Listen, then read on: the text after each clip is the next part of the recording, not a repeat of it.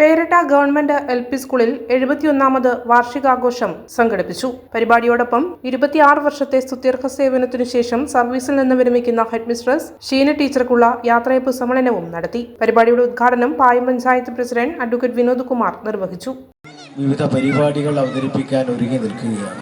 അവരുടെ മനസ്സിൽ അവർ തയ്യാറായി വന്നിരിക്കുന്ന പരിപാടി അവതരിപ്പിക്കുക എന്നുള്ളതാണ് ഏറ്റവും പ്രധാനപ്പെട്ട കാര്യം.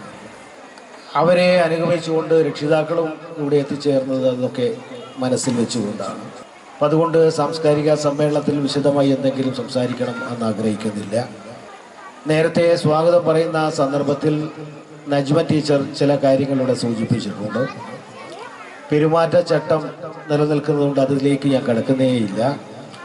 ഒരു കണക്കിന് പെരുമാറ്റച്ചട്ടം ഉണ്ടായത് നന്നായി എന്ന് തന്നെയാണ് കരുതുന്നത്. കുറേ കാര്യങ്ങളെല്ലാം ഗ്രാമപഞ്ചായത്തിന് ഇവിടെ ചെയ്യാൻ സാധിച്ചിട്ടുണ്ട്. വാർഡ് മെമ്പർ ആൻഡോ PM ചടങ്ങിൽ അധ്യക്ഷനായി. പ്രോഗ്രാം കോർഡിനേറ്റർ MK നജ്മ സ്വാഗതം പറഞ്ഞ ചടങ്ങിൽ senior assistant Shiny Sebastian report അവതരിപ്പിച്ചു. തുടർന്ന് ഉപഹാര സമർപ്പണവും സ്നേഹാദരവും ചടങ്ങിൽ നടത്തി. ഇരിട്ടി AEO CK സത്യൻ മുഖ്യപ്രഭാഷണം നിർവഹിച്ചു. എൻഡോമെന്റ് വിതരണവും സമ്മാനദാനവും PTA പ്രസിഡന്റ് P നിസാർ നിർവഹിച്ചു.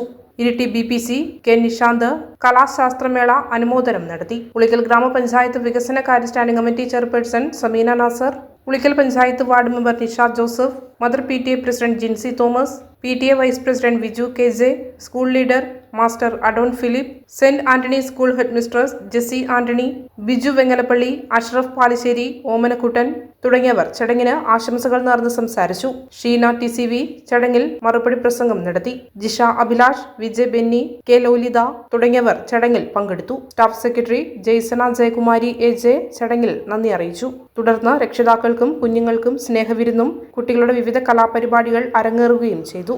ഞാൻ ജീവിതത്തില് ഇങ്ങനെ ഒരു സന്ദർഭം ഞാൻ ആഗ്രഹിക്കാത്തതാണ്, ഒരു റിട്ടയർമെന്റ് ലൈഫ്. പക്ഷെ നമ്മുടെ എന്താ പറയാ, ഗവൺമെന്റ് തലത്തില് ഉള്ള സേവനമാകുമ്പോൾ നമ്മുടെ സേവനത്തിന് ഒരു പരിധിയുണ്ട്. എങ്കിലേ പുതുതലമുറയ്ക്ക് ആ ഒരു അവസരത്തിലേക്ക്, ആ ഒരു സ്ഥാനത്തേക്ക് കയറി വരാൻ പറ്റുള്ളൂ. അപ്പോൾ പ്രായം നമ്മുടെ ഒരു അനിവാര്യ ഘടകമാണ് നമ്മൾക്ക് വിശ്രമ ജീവിതത്തിനും അതേപോലെ നമ്മുടെ പ്രവർത്തനത്തിന് ഒരു വിരാമമിടാൻ. ഞാൻ വളരെ അപ്രതീക്ഷിതമായിട്ടാണ് ഇങ്ങനെ ഈ കേരളത്തിന്റെ അതിർത്തി പ്രദേശത്ത് എത്തിപ്പെട്ടത്.